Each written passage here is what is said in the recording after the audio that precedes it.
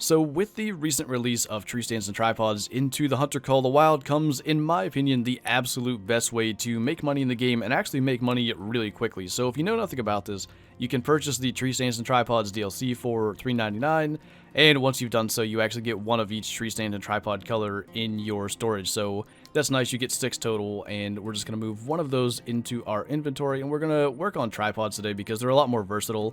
You don't have to worry about specific trees like you do with the tree stands. There's just a lot more areas you can place them. And the way this is going to work is we are going to go look for a herd of animals that's in a zone and then set up our tripod somewhere near the zone. And what we're going to do is take advantage of the fact that animals return to their zone after they've been spooked. So we're going to look for a herd of red deer because they give a really high amount of cash. But the nice thing about it is you can do this really at any level because say you don't have the red deer color yet, you could go set up on Gemsbuck. They give really good cash and they can be called in with the Antler Rattler, which is unlocked really early on. You could do this with Whitetail. You get the bleak color to actually start the game. So no matter what, you can do this with a species. It's just a matter of what colors you have. And if you're using a gun, the color isn't necessarily something you have to worry about. But I do think using a bow is actually better because I believe animals come back faster to their zone if you're using a bow than if you're using a gun. So we're going to use the crossbow for this. That's one last thing I would recommend is Weapon Pack 1 DLC. But like I said, not necessary. Gun hunting will work just as well. It's just going to be a little less efficient, I think. But we have a herd of red deer drinking down there. So we'll go set up our tripod somewhere basically right in their drinking zone. And all we got to do is wait for them to come back. Now, the wind is actually blowing northwest right now. So I am going to set up my tripod in a direction that when they're coming back, they're not going to be downwind of me. So honestly, the wind's probably going to shift on me eventually to go south. But we can move the tripod and actually work with that. So where I am going to set up is probably up this hill a bit. And I'm going to try to be directly in line with where their zone was so that they're not really going to be downwind of me. They're going to be more kind of like southwest like that. So probably about here. So we'll place that. We'll climb up here. And we should have a pretty good view of their zone. Now, like I said, the wind is going to shift and we'll have to move around, but that's not too big of a deal. We'll be able to pretty much just work with whatever the wind gives us. So this is actually something that can happen using zones. They've actually stopped and started drinking all the way over there.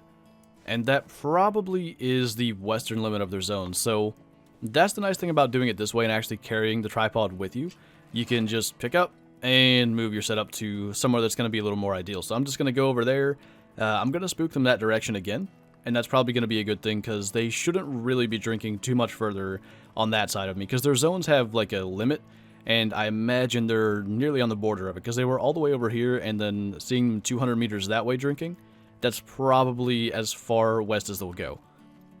Now, if you're doing this on Parque Fernando, that site right there is something we absolutely want to take care of. Pumas will definitely spook any red deer in the area, so that is something that I do not want here.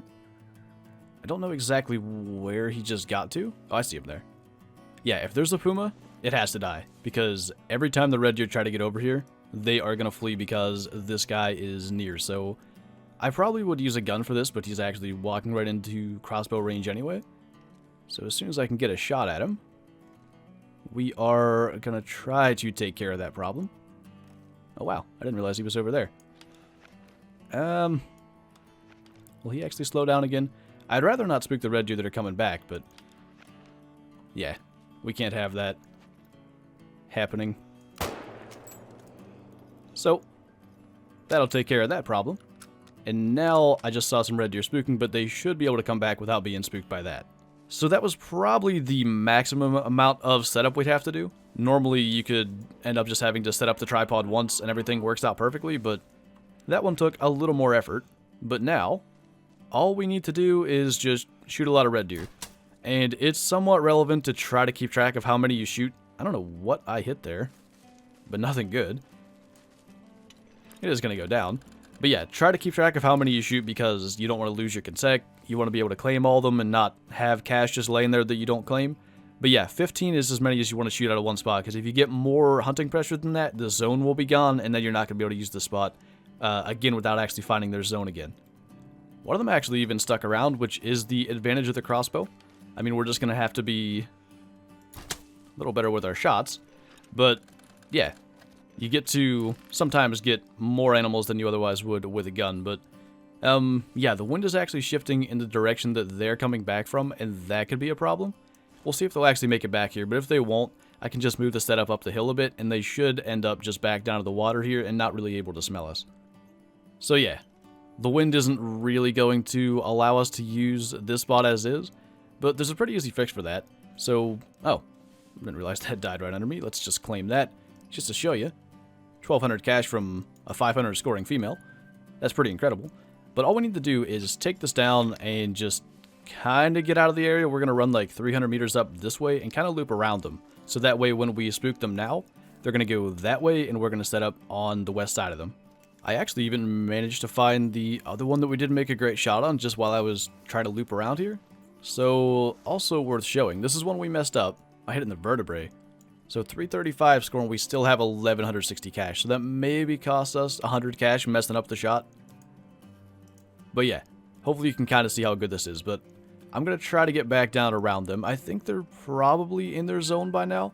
I'm going to keep crouching just to be sure. But this is more setup than would normally be necessary having to move around like this. And species such as like whitetail, or if you're hunting other animals that don't have their zones earlier in the morning, it's going to be a lot better. Because the big wind shift that happens is between like 7 and 8 a.m., which is pretty much the best red deer drink time. So yeah, now we have them fleeing that way. And if we just set up on this side, I'm going to stay really down close to the water just so the wind's not any factor whatsoever. But now we shouldn't have to worry about any issues with the wind. They should just come straight into us now. And also, just before we set that up, because we shot it, we'll take that.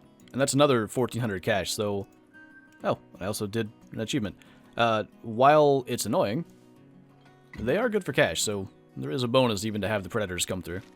But now, after all that setup, we're finally pretty much set to just take out as many red deer as we can. So it's going to be kind of a long process.